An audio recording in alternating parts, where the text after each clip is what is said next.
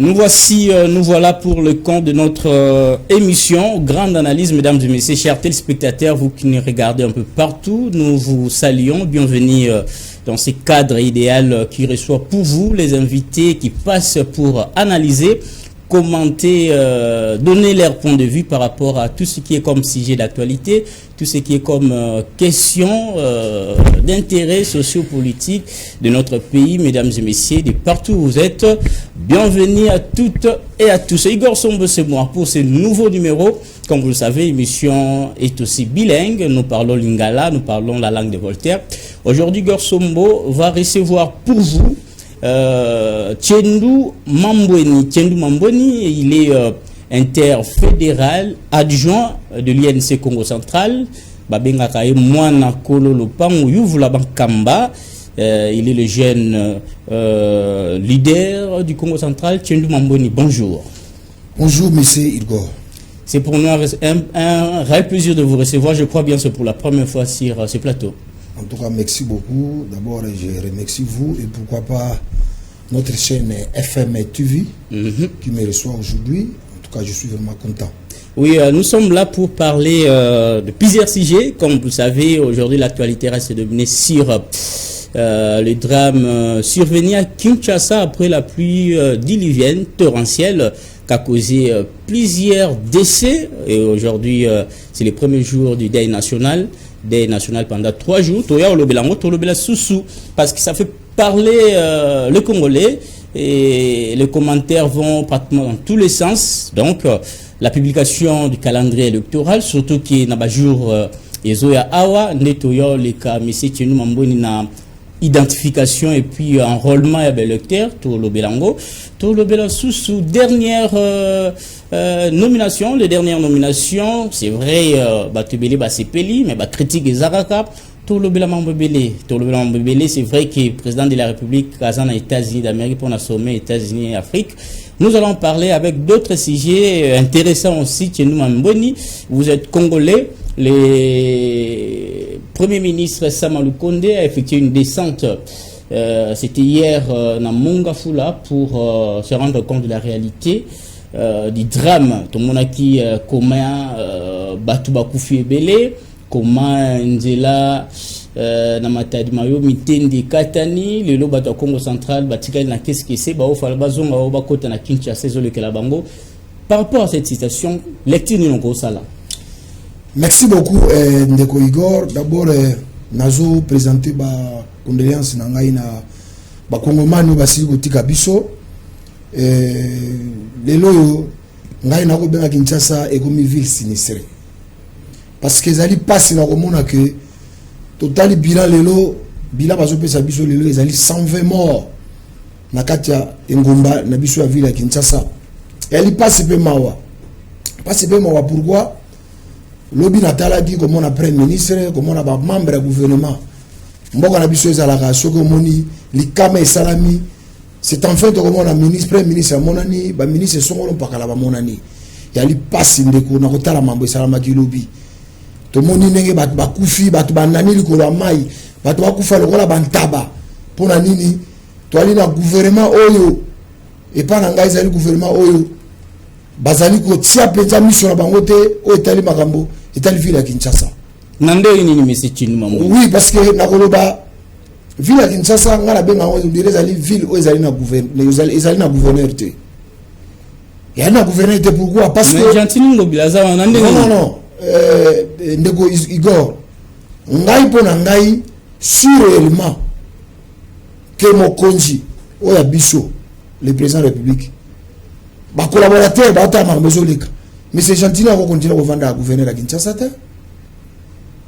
Sokazaki ya bino ya yen songolo ba boete ça c'est pas un problème de l'INC ni opposition ni majorité. Il y a le problème autant à biso ba congomani biso ba congolais.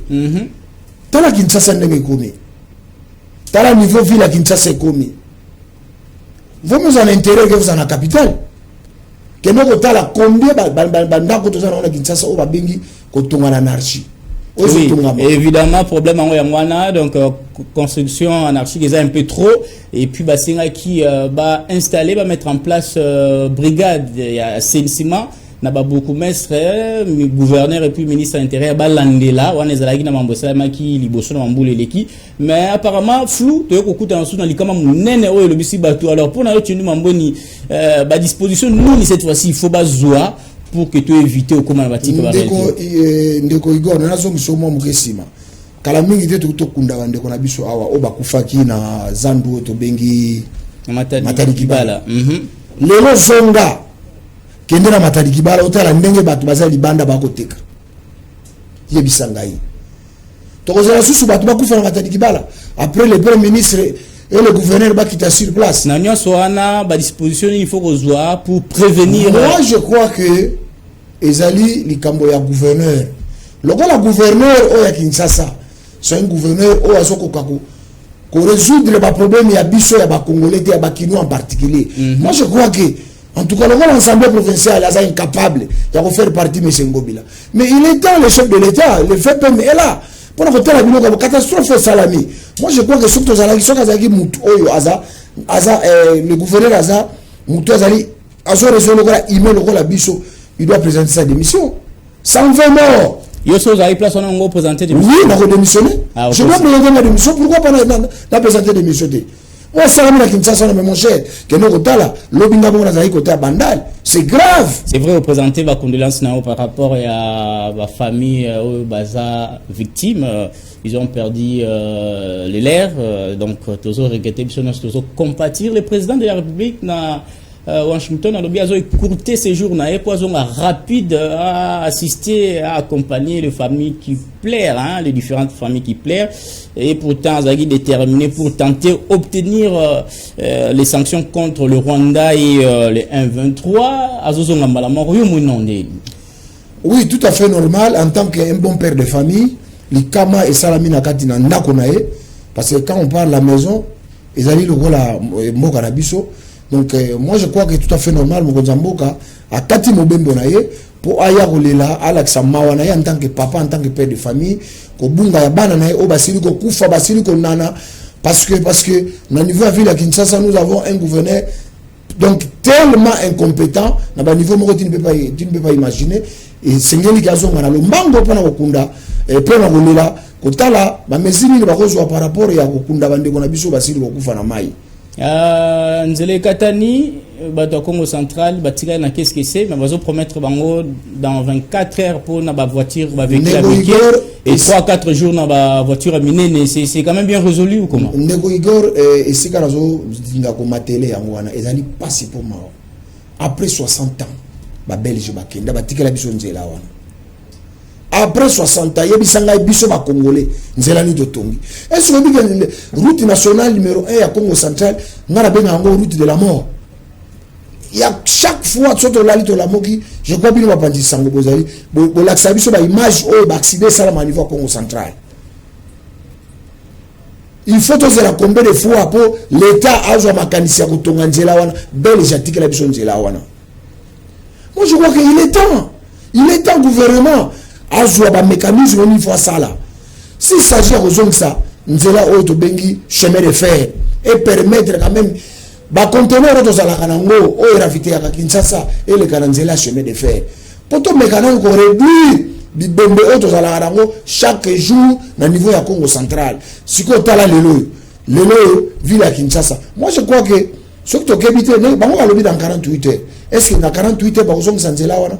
Yo vanda Kinshasa kende kota matariki balota ndenge mituka etandami bana baza bana mikie o foba ya Kinshasa bato baza na niveau Kinshasa foba ke niveau Congo central. Donc moi je crois que il faut ça la biso soni et ça la biso soni biso ba congolais na komona ke lelo après 60 ans ba Belge bakenda nzela wana lelo na uto kolanda VP mazolo baki. Et nous profitons de cette circonstance, de cette réalité par rapport à l'affaissement de la chaussée où se produire na Mongafou. Là, nous avons senti l'implication il y a Premier ministre, c'est vrai, résolution Makalate pour que les usagers de cette route se retrouvent, hein, parce qu'ils sont vraiment les habitués de cette route RN1, route nationale numéro 1. Alors, revenons sur la grande préoccupation des Congolais. Fait belé, tu nous na est bazo continue au kufa na kini pe to bandi kolela susu batu ya mbala kata ba kanaiki peut-être ko fêter Noël na bonne année, mais comprenez les lots histoire zo beta mande mususu tozaki na Luanda tokena na Nairobi fait de route ya Rwanda apparemment ils allaient respecter parce que ba détails allaient belé ba date allaient belé tokena na Nairobi, mais si le lot apparemment la paix n'est pas encore totalement retrouvée. Où allons-nous? Tout ce que nous obtenons Mamboni. Oui, merci beaucoup. Moi, je crois que le problème de Zanango, il est la biso, Bakongomani, pas si ils allaient Kamboya massacre au Tozali Nango. Ils allaient complot à ciel ouvert avec la communauté internationale. Ils ont monana. Le Kambo est allé à Est.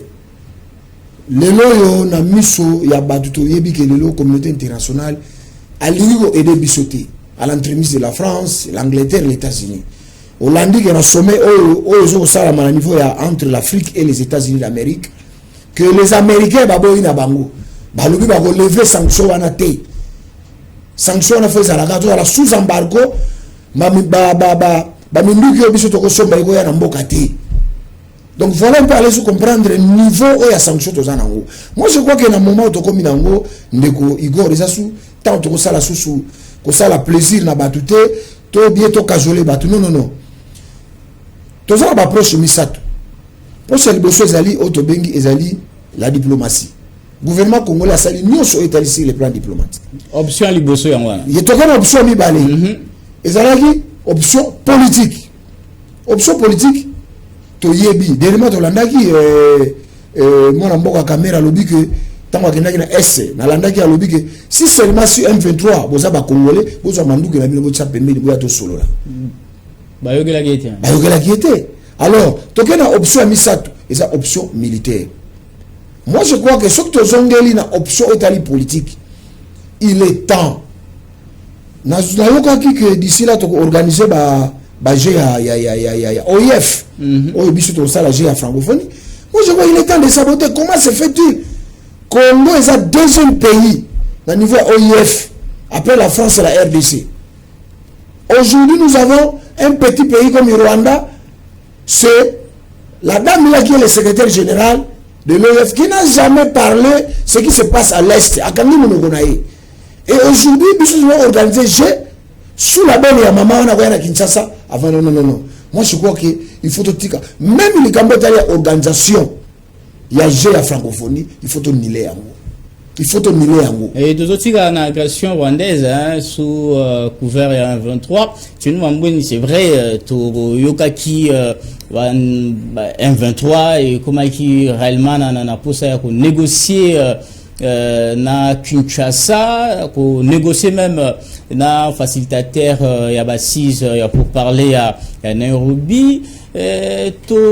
Talibo et Tomoni, Assemblée nationale du Nord, ne peut pas négocier avec les terroristes, les rebelles qui ont peiné les Congolais dans la partie orientale de notre pays. C'est quelque chose qu'on doit, puis sans négociation, sans paix, et ça, mon boulot, hein.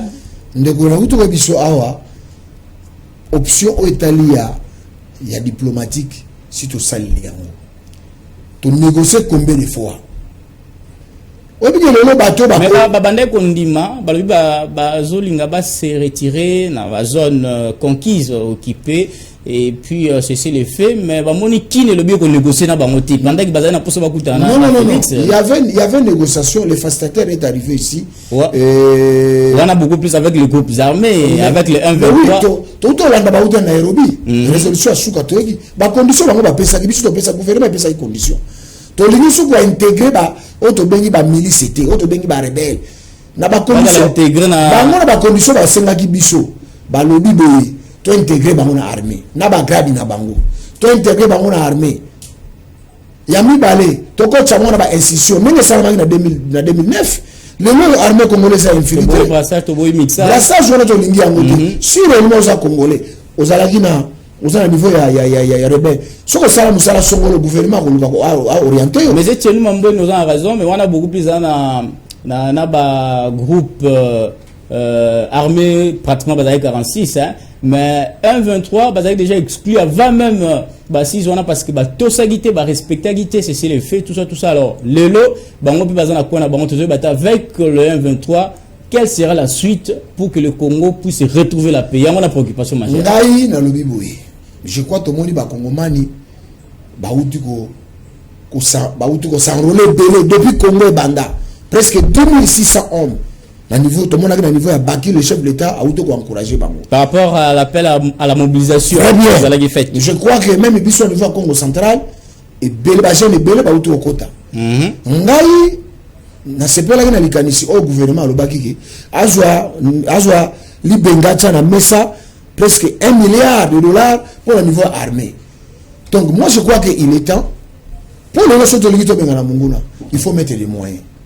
Ça c'est un dédé. Yami balé na niveau armé, il faut basala o ba bengi na kati armée basala identification.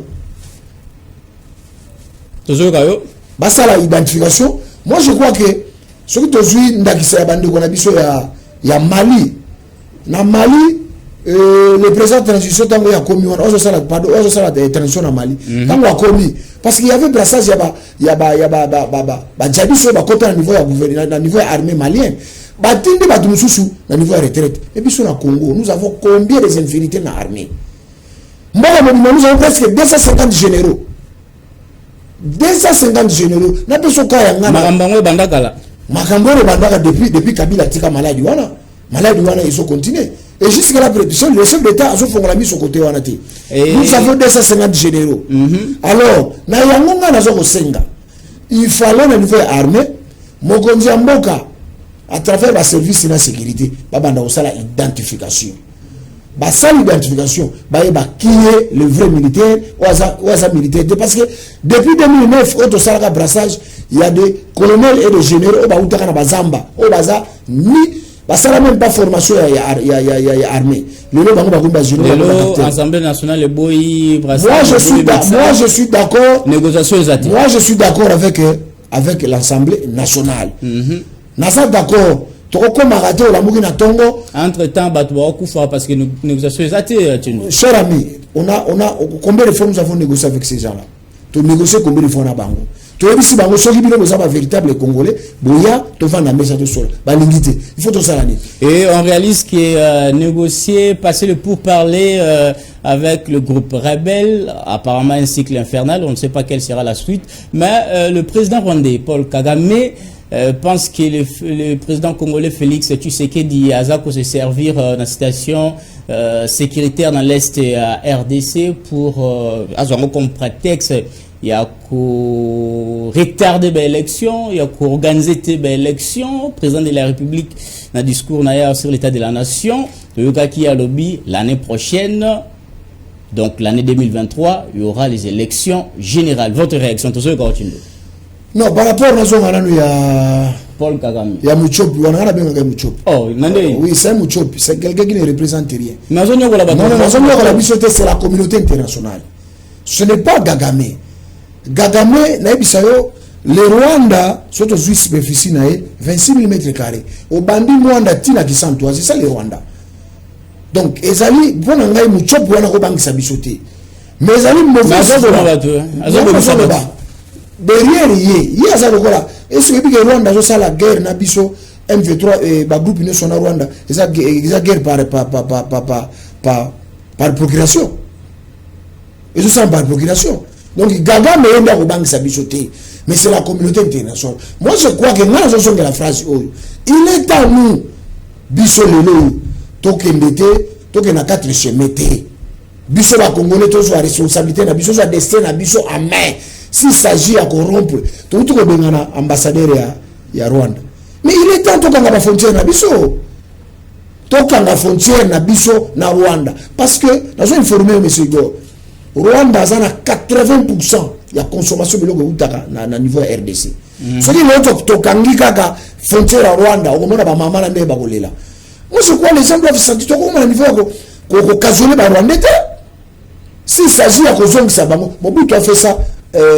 vers 74 tango ba israélien bazo bundana na ba égyptien quand il a dit entre nami un frère le choix est clair to mona ya ambassade ya Israël après combien de temps Félix a eu au fond la yango alors baki pe mingi président za illégitime azwa kite na ba élection bino bozalaki bino bato cash bataille campagne mais soki azoloba que président Félix Aza est illégitime na pouvoir mais azo reconnaître ndeni comment qui président Union africaine. Donc moi je crois que Dagame azoloba et ça sans débat azolingande ya ko distraire biso. Dagame son problème c'est quoi? Il faut distraire les Congolais. Alors ce que le président de la République Félix dans discours na hier lobby année prochaine année électorale l'élection faut ça mais ça pour encore répondre systématiquement est-ce que en réalité c'est vrai déjà calendrier électoral les a publié tout ça na étape faut tout respecter est-ce que vous croit réellement avec tout ce qui se passe au niveau de l'est de notre pays, il y aura élection en RDC l'année prochaine. En 2018, il y avait un problème qui s'est passé à l'est, entre Beni et Touri. Nous avons organisé les élections. Pourquoi pas en 2023?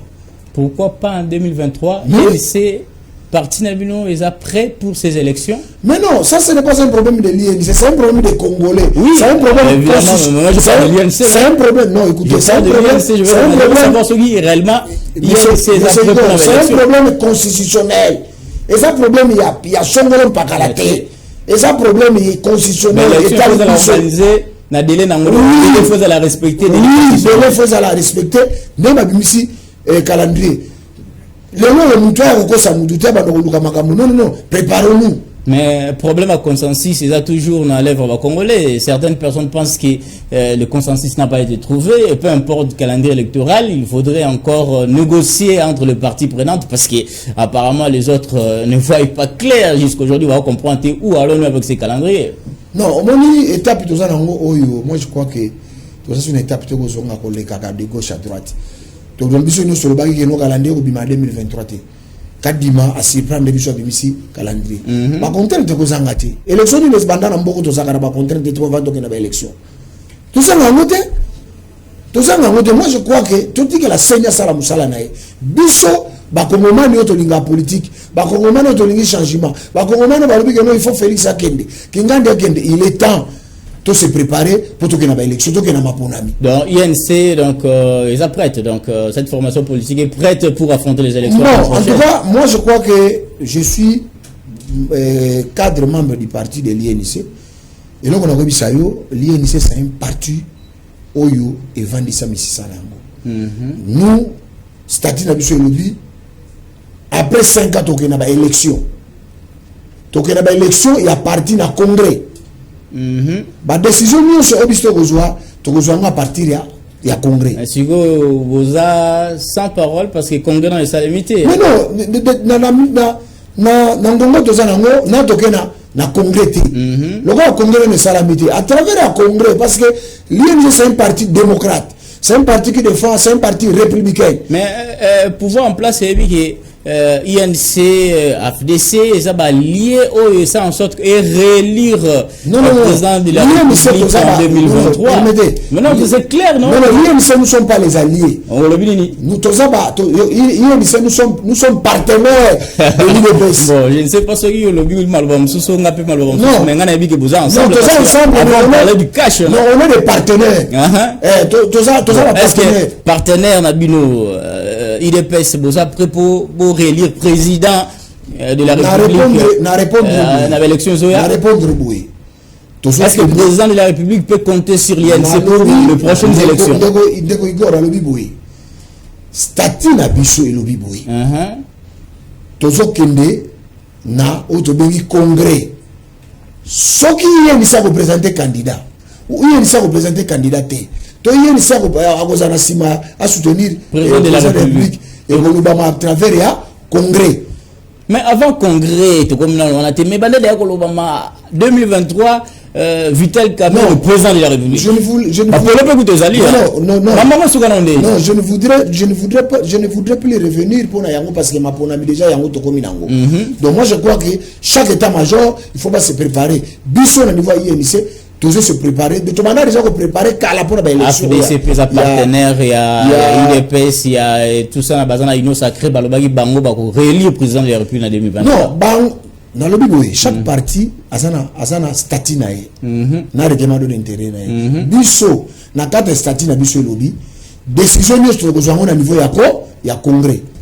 Donc voilà un peu. Voilà un peu. Merci en tout cas Tindou Mamboni. Je rappelle que vous êtes interfédéral adjoint du Congo central, jeune leader de cette province, cher à Guy Bandou, le gouverneur de cette province. Youv la bankamba, pour un youv la bankamba, ok, merci beaucoup. Donc je suis l'interfédéral adjoint. Au moment où je parle avec vous, je suis à Kinshasa. Je suis chargé de mission et chargé de stratégie au niveau de la zone. Parce que chez nous, à l'INC, on a divisé ça par zone. Nous avons 5 zones. Et donc, le secrétaire général adjoint, qui est l'honorable Jonas Tchundu, qui s'occupe de la zone, les Grands Bandundu, Kinshasa et le Congo central. Donc, voilà un peu. Donc, par rapport à mon accord, le Pango, et nous, le Papoye, le Pango, c'est à Pissou. Le Pango, c'est le Congo. Le Pango, c'est ma belle Oyo. O Kimbango atika, o Kasavubu atika, o Lumumba atika. Bango nyoso bazali koya bazaba locateur. Biso ntaka bana ko le pango. Otika la kaka bango ba okindi. Donc voilà. C'est qui c'est un peu, c'était pour amuser la galerie, c'est vrai. Bah tu vas interpréter d'une manière ou d'une autre. Mon accord le pango ouvre la banque kamba. Donc qui ouvre la banque, tout ne va pas ça. Tout ne va pas ça. Ouais, tout fermé parenthèse wana. Parce que tout le monde qui expliqué parce que les gars sur les occasions on a sens on est bien. Élection Ezali calendrier électoral déjà publié. Alors et aussi la mobilisation il y a une nuance pour la réussite de ce processus électoral. Quel est l'apport de l'UNC parce que le 24 décembre ici on démarre avec l'identification et l'enrôlement des électeurs pour l'air in parce que RZ belé beta vous allez belé binoyen c'est pour un milieu nini et qu'est-ce que vous comptez faire, qu'est-ce que vous entrevoyez pour réellement l'opération d'identification et l'enrôlement puisse connaître un succès réel. C'est aussi pour votre profit hein. Non, je crois que déjà les Cambo est allé par rapport à l'INC par rapport à l'identification par rapport et enrôlement Bissou toza déjà prêt. Je crois de demain Touti na Congo central avec le secrétaire général adjoint ou Naibisio que l'honorable Jonas a organisé maman la matinée politique où il va accompagner le secrétaire général 5 étoiles Billy Kambale que j'ai salué à Pansa, le camarade de CGA honorable Jonas a organisé événement au niveau Matadi ils allaient mimi balobeli makambo itali enrôlement.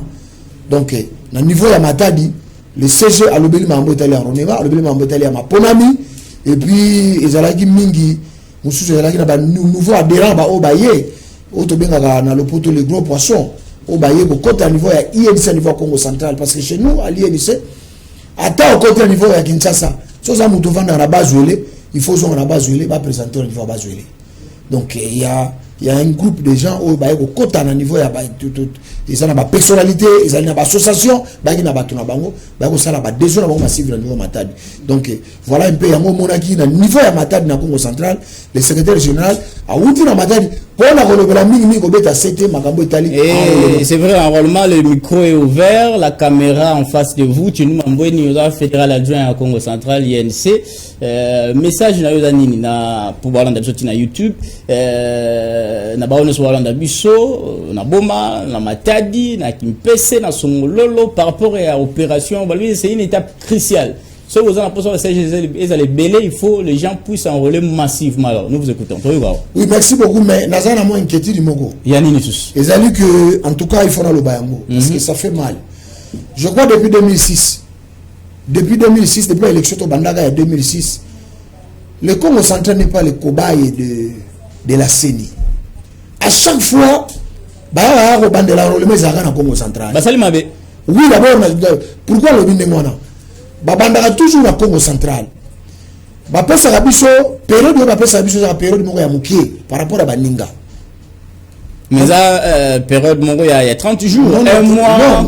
Après ba okende oto susu ngoni bazole la justice. Bandake ba jour ça na 2007 Congo central, 2011 Congo central, 2018 Congo central. Yo linga ba banda 7 fois. Cette fois-ci biso za ba koba été à Seni. Le Congo central n'est pas cobaye de la CENI. Ils peuvent aller ailleurs, ils peuvent aller au Bandapé. D'ailleurs, c'est polité. Non, c'est polité. Il faut pas aller au Bandapé même à niveau. Le vin tiré, il faut le boire. Donc, il faut quand même présenter une inquiétude. Parce que la monnaie, et comme il répété à chaque fois, et pas la biso babanda kuna et puis période va passer biso ça moké à décembre tout le banda roulement na Congo central et décembre ndenge zalaka raison pour laquelle Sabino ba siège non ba siège biso na problème parce que enrôlement massif non pourquoi le bango taïmu ngone za moké parce que so talibé biso babanda pas na biso tant ba kati rapidement ba ke rejoindre baninga oh biso tant to banda baninga ba déjà préparé côté alors nous so wana monaka Congo central tala moi ba moi tout ça la 516. Mais comme on sent, nous avons combien de représentants? C'est pour cela FMTVP ce cadre idéal pour passer un message, il y a sensibilisation. Merci beaucoup sur votre micro. J'en profite pour dire ceci. Nabande konanga ya Congo central. De Kasangulu jusqu'à Mwanda. Bapanga mulu muna kulomba beno kwenda kusanrole. Beno s'enrôler massivement. Yake permettre beto na niveau ya Congo central, beto baka ba siège mingi. Ça m'a dit que ça va que na bangambo nkaka betike na ba deux sièges ba siège moi au niveau national betike ka na 24 députés national tala Congo central voilà nene il a une population mingi mona kulomba beno bikalanda distraction ya batu ba élection ya calendrier mebima donc les 24 beno kwenda ku s'enrôler beno baka ba carte ya beno ça me permettre betu voir na ba siège mingi na niveau il y a l'Assemblée nationale en 2023. Merci Tiendou Mamboué en action en tout cas Bapanga Congo central Tiendou Mamboué de en tout cas passer message ça motiver nous vendre après nous affronter opération et identification et puis enrôlement il y a ba électeurs ça motive nous vendre sur na ba siège que les na vendre mingi kana enrôlement mais salema d'une manière massive donc voilà un peu ce qu'on peut souligner mais ici il y a une autre préoccupation c'est la territoriale. La territoriale, la dernière nomination, tout Monaki, évidemment, beaucoup maître, Melagi Mingi, maire Belé, administrateur du territoire, Vandagi Penza, Vandagi Kolelape Kozela, dossiers à la bouger à niveau territorial. Aujourd'hui, les maires sont nommés, les beaucoup maîtres et les administrateurs du territoire. C'est un ouf de soulagement pour Tenu Mambo Nitoni, non? Non, moi, ils vraiment ouf de soulagement. Non, oui, il y a ma mère, comme chef coutumier. Chef coutumier. Tout à fait normal. Mokonzamboka a changé bango. Ils ont lelo na sepeli mingi na moni calendrier et puis basali ba élection locale. Donc moi je crois que d'ici là une année to voter ba maire, ba bourgmestre ainsi de suite. Inquiétude les gars ils allaient bouer. Na kotala ba nomination oyo mokonzamboka uti ko sala.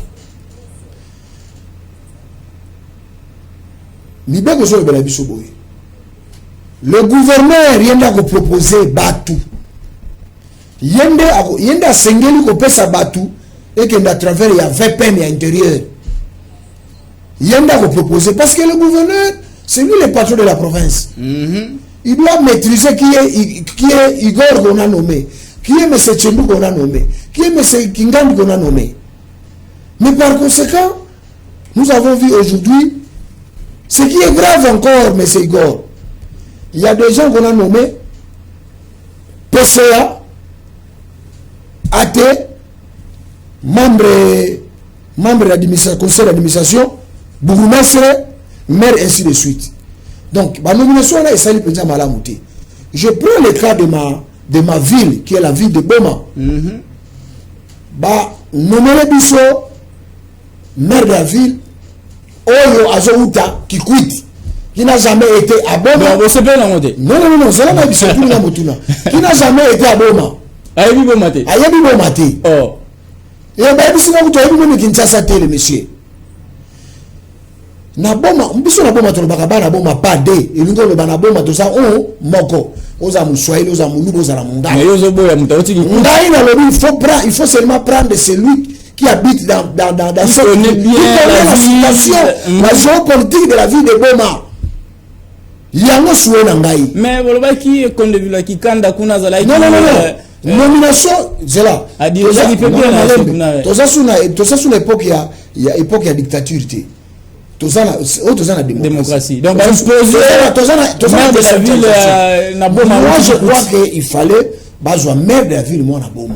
Abima, Azala Moulouba, Azala Moussoaïl, Azala Moukomo. Baki Marie-José Nyongoso, Maoumé, la salle très je crois, étape de Marie-Soie, pardon, a fait ce qu'elle a fait, accueilli. Mais dans le moment où Batika Mabé, Bazo non, Marie-Soie, étape de Cécile. Dit comment vous nommez Bato, comment vous nommez Bato, gouverneur, sur la tour, pas nommé. Gouverneur a été consulté. Pas, je te dis la vérité. Aux gens journalistes, tout là, ceux qui va gouverner la mission. Mais ça, les pratiquement dans la province, la réalité, donc le chef de l'État, c'est sa politique. Mais le gouvernement hollandais, on a Kinshasa. Je crois que nous avons dénoncé en gros. Mais nous voyons attendre, on ne parle là-bas. On se comprend. Donc, pour nous, la récente nomination au Salami, moi je crois que Mokonzambo, il faut revenir dans la décision de Iwana. Parce que, les gens malades, nazo bisayo soki lelo ba jeune leader ya coin au central bazo ko lo baté mais nazo profiter pour na lo ba na micro na yo les gens sont frustrés donc yangwana pe tomoni moi retard na o etali ba notification mais tout à fait normal les gens boudent un peu et qu'est-ce que vous voulez concrètement parce que ngai na sengi na mokonza mboka aibisa VPM to lingi ko sala politique wana te to benga ki mwana mama na to benga na ki Congo on a lingala balobi ya ndeko na ngai non moi je crois qu'il faut VPM à collaborer na ba collaborateurs qui sont les gouverneurs ba vanda batala to boy ba proposition te vous comprenez sous balobaki place wana les hommes politique il te fallait batia pas fonctionnaire hein ba dans la maîtrise administrative ce n'est pas un problème pourquoi pas au niveau territorial nous avons des gens qui travaillent au niveau de mairies, de communes, et ça peut m'embêter. Mais il y a un souci dans les Arabes, il y a un niveau de Boma. Pourquoi pas la province? Bandolo, il y a soit le nouveau maire de la ville, soit la IDP, Sabimala, na INC. Non. Et na mon INC, le gouvernement non, écoutez, moi je ne parle pas ici de l'INC. Dans le Belalicambo, la province Nanga. Dans le Belalicambo, la ville Nanga. La province est en danger, la ville est en danger. Pourquoi? Parce que il moi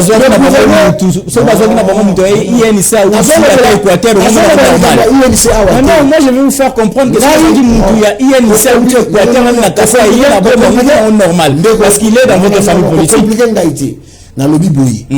Pardon, ma province est en danger. Ma ville est en danger. Pourquoi? Parce que le gouverneur Guibandou, a un souci, la vision sur ma vision chef de l'État. Il faut que collaborateurs soient maîtrisés. Le gouverneur Guibandou parce que tu es bien balobi aza INC mais na matadi na comment ça va bagli bosso ba yete landa Guibandou na so bela makamba INC na lo ba likambo ya Italie ya province na lobby il faut province na biso to sauver yango. Comme nous avons un nouveau gouverneur, au gouverneur a un système de benga, makuku matatu matele minunjungu, l'homme de la cohésion provinciale. Tolingi a maîtrisé ma collaborateur na ye. On ne peut pas nommer quelqu'un qui vient de Bulungu pour venir à niveau à Boma. Le gouverneur a maîtrisé été. Le gouverneur a été. Nous chutons déjà pratiquement au dernier virage de cet entretien, de cette émission. Grande analyse. Je ne sais pas, je profite de votre présence. Où en sommes-nous? Tout ça, il y a réalité, il y a port, hein, parce qu'il y a des matrations aussi, bah, on a Kina, on va l'émission, il y a port, dégradation totale, la ville de Boma, pratiquement aujourd'hui, ils craignent, c'est toujours une réalité qui demeure au commentaire, le Bani. Oui, c'est toujours une réalité, mais je crois que depuis l'arrivée du gouverneur Guibandou, des marches au Bichot, au Salaka, à l'époque, nous avons fait des manifestations à Boma, par-ci, par-là. Tambolaki, le lot tozana sangomoka malamu. Je crois que titre contre le mois de janvier, mituka o nyonso o goyana ba o golonga poto e ko kita niveau ya pour ya Boma pour na contrôle technique. O tali ba conteneur yango kita niveau matadi décision o bazwaki. Je crois que d'ici là ba ko mettre en pratique mois de janvier et ça déjà ouvre le soulèvement pour nous les Bomatracés. Donc Tiendou Mambweni est fier de ce que Guibandou, gouverneur du Congo central, réalise, mais vous déplorez à ce qu'il y ait un maire natif de la ville de Boma. C'est ça la première. Je suis d'accord avec le gouverneur, c'est notre gouverneur. Parce qu'il est de l'INC. Aujourd'hui, la province. Parce qu'il est de l'INC. Non, peu importe. Il est notre gouverneur. C'est notre gouverneur de la province. C'est notre gouverneur. Si le maire était de l'INC, vous moi je dis ceci. Non. Vous aurez dit ça. Est-ce que il y a un niveau Boma, il peut savoir mon marchaki, il peut savoir ma déclaration. Il y a non. Maire de la ville. Est-ce que la posé question au niveau de Katanga, mais c'est une réalité apparemment nationale. C'est politique à chaque bon vouloir. De toutes les façons, on clôture l'émission. Oui, je peux pas on clôture l'émission. C'est cas par cas.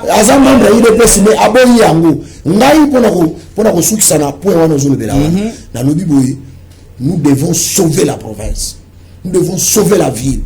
Mokonzamboka à revoir la nomination à Yewana. Entre-temps, ma mère sortant, Bazotika Lawana. Peu importe, ça peut prendre combien de temps. Et ça, il y a un papier nabi. Merci. Donc, pour la citer la Sengi, Mokonzamboka à revoir.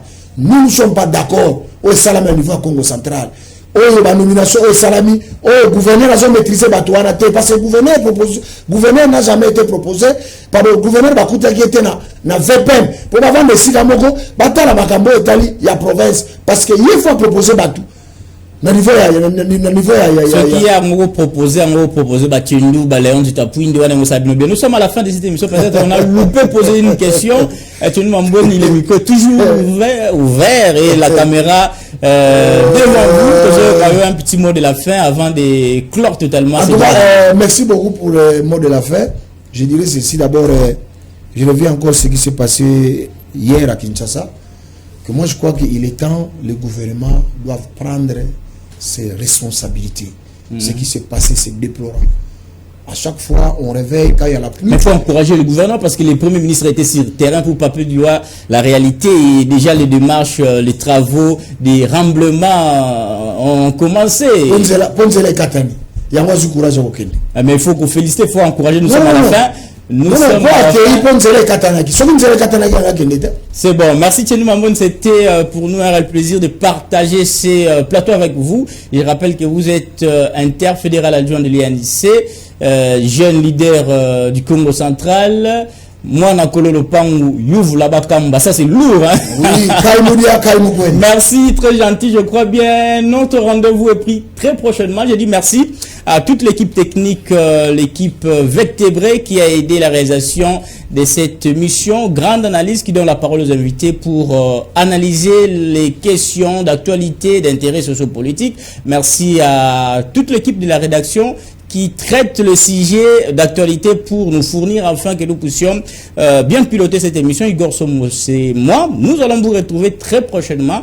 Restez sur nos antennes pour la suite de nos programmes. Au revoir.